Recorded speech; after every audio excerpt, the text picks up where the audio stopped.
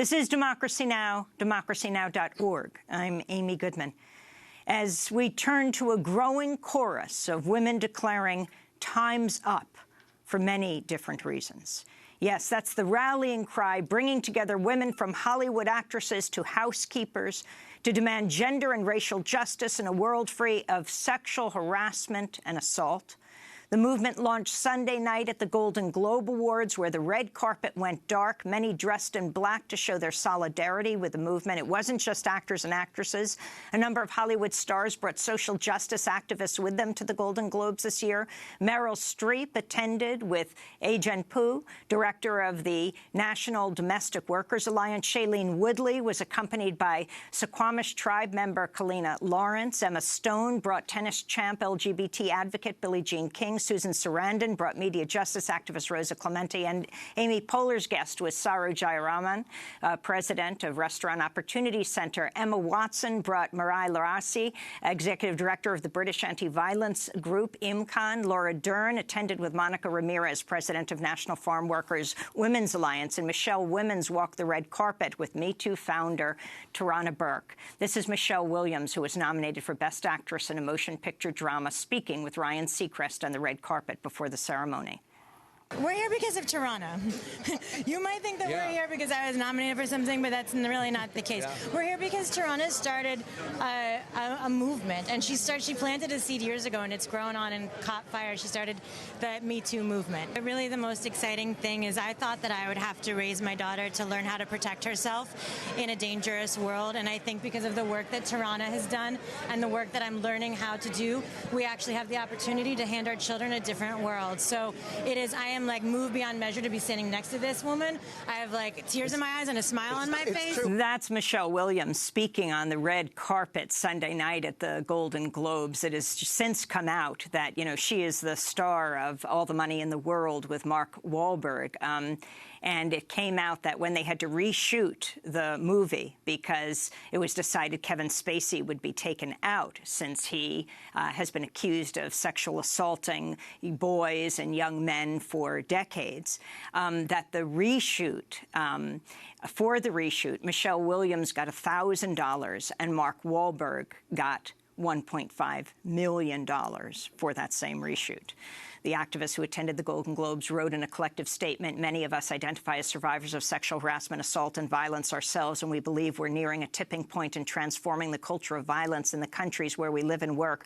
We believe that people of all genders and ages should live free of violence against us, and we believe that women of color and women who have faced generations of exclusion, Indigenous, Black, Brown, and Asian women, farm workers and domestic workers, disabled women, undocumented and queer and trans women should be at the center of our solutions," unquote. Less than a week after it launched, the Time's Up Legal Defense Fund has already raised $16 million for legal support for people who've experienced sexual harassment in the workplace. Well, for more, we're joined by 5 of the incredible women who helped launch the Time's Up movement. We're all at the Golden Globes. Here in New York, Tarana Burke is with us, founder of the Me Too movement. She established the group in 2006 to focus on young women who have endured sexual abuse, assault, or exploitation.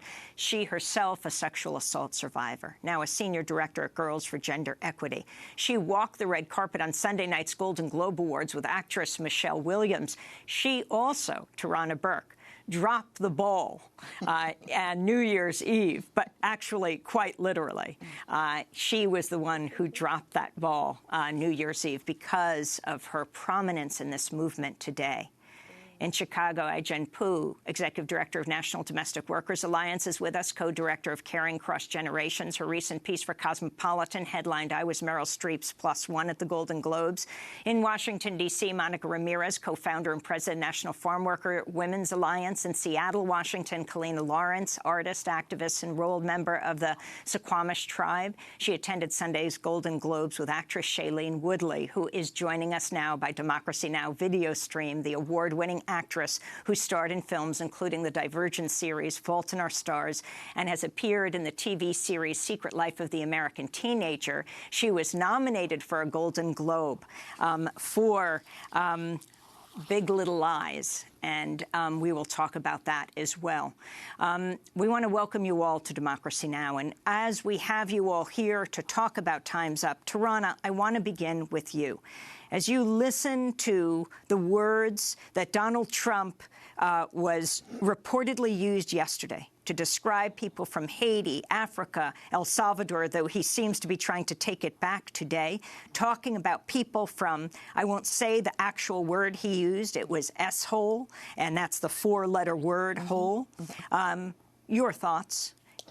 I mean, I want to say I'm surprised, but I'm not.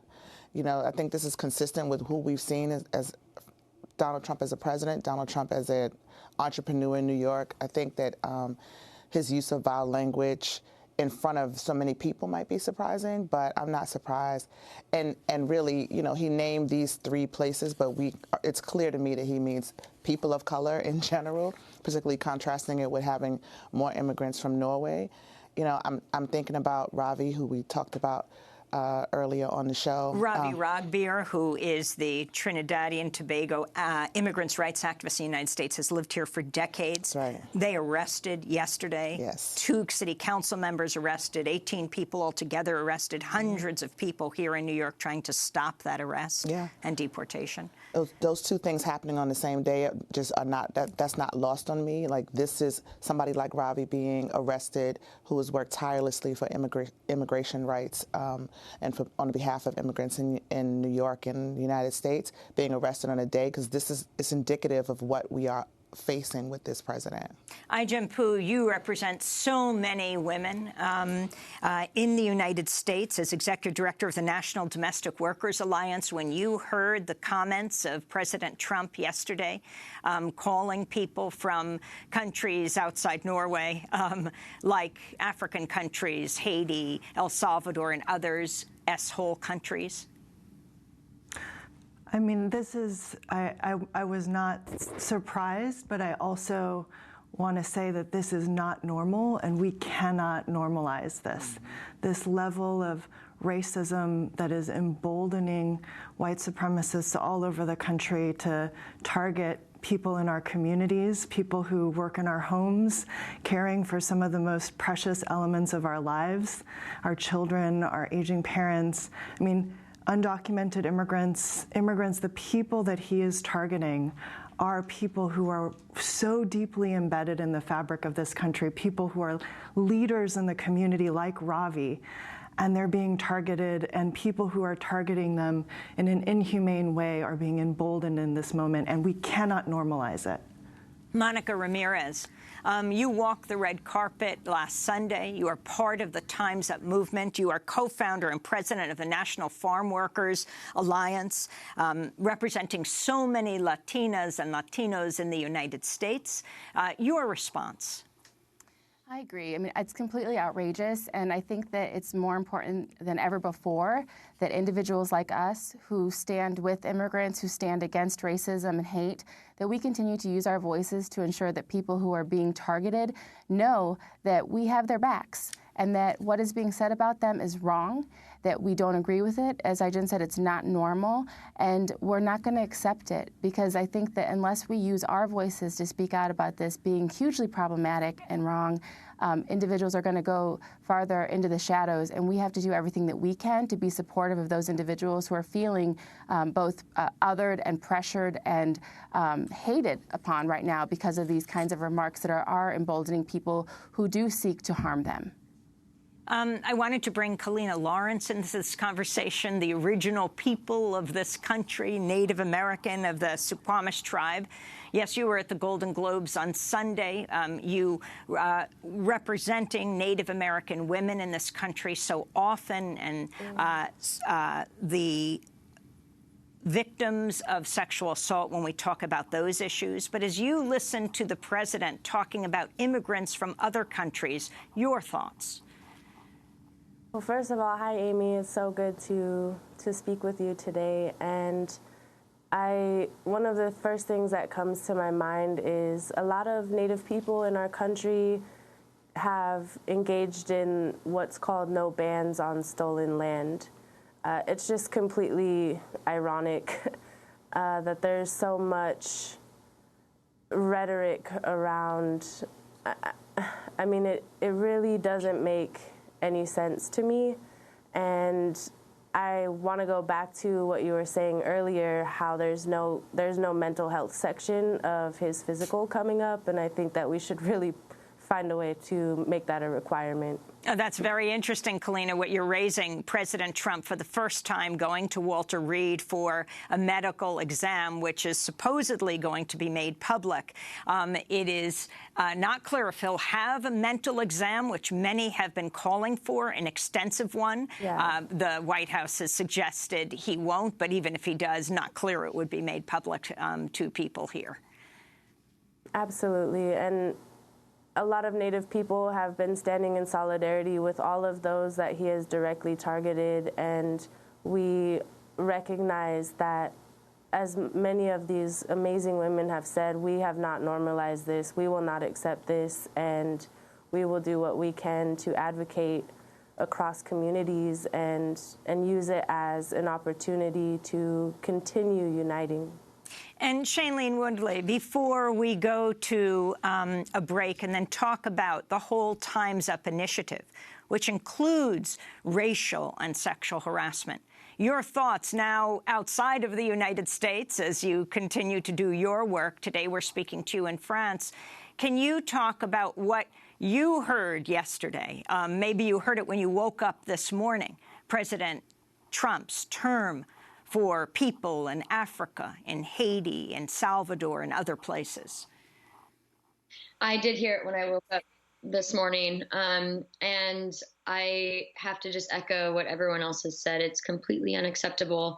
There are no words that can appropriately describe how atrocious that comment is, and his overall narrative that he is sending out to not just our country, but to every country around the world. It is not the narrative of all Americans. It is not the narrative of most Americans. And I think it is important to continue using our voices to help elevate another narrative, which is that this will not be normalized, and that there is so much energy and work being done on the ground by so many different people, all of these women that we're talking to today, that are lifting other voices, that are shifting paradigms, that are supporting communities, that are standing up in the face of all adversities and saying, this might be the rhetoric that is occurring on the media, and this might be what our president is saying, but this is not the reality of our thoughts and our opinions, and this is what we're going to do about it, which is why I feel so honored to be here today, because these women that we're talking to are the women who are standing up and protecting and using their bodies and their voices and their souls to ensure that everyone in our country has a safe place to be and a place to belong, and that justice is seen despite the leadership of our current government. We're going to break and come back to this discussion. That's Shailene Woodley, who was nominated for a Golden Globe for her role in the TV series, Big Little Lies, where she plays an abused woman, as do other women in this TV series, not to mention one of the children. This is Democracy Now! We'll be back in a minute.